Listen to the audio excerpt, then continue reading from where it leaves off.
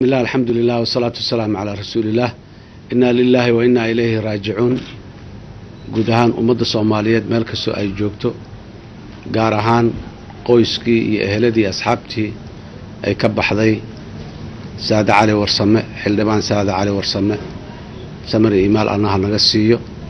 ayadana naxariistii janna Allah siiyo gacan aad iyo aad uga gardaran ummadda Soomaaliyeed oo dhan ka gardaran ayaa dishay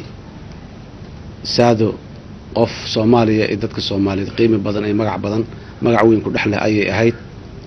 nimankan cadawga ah oo dadka meelaha ugu muhiimsan iyo dadka ugu muhiimsan oo fiirsadaan oo cod kale oo dadka Soomaalida dhexdooda magac iyo maqaamka kula ay taarget gareeyaan madaxda iyo mas'uuliyiinta iyo shakhsiyaadka sharafta iyo magac iyo maqaamka ku dhaxla ummadda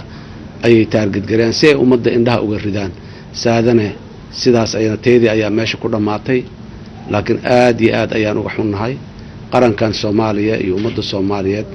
culays weyn oo soo gaaray geeri naxdin loo ku timiday waaye murugada ayaan la wadaagaynaa dadka Soomaaliyeed dhammaan Allah u naxariistaan leena xildhibaan Saado laakiin cadawgu geesinimo iyo dhiiranaan iyo isku sii duubsanaan baan ka qaadaynaa markii qof aan jecelnahay ay naga dilaan xarare mayno baqana mayno kana cabsan mayno xildhibaanada Allah u naxariisto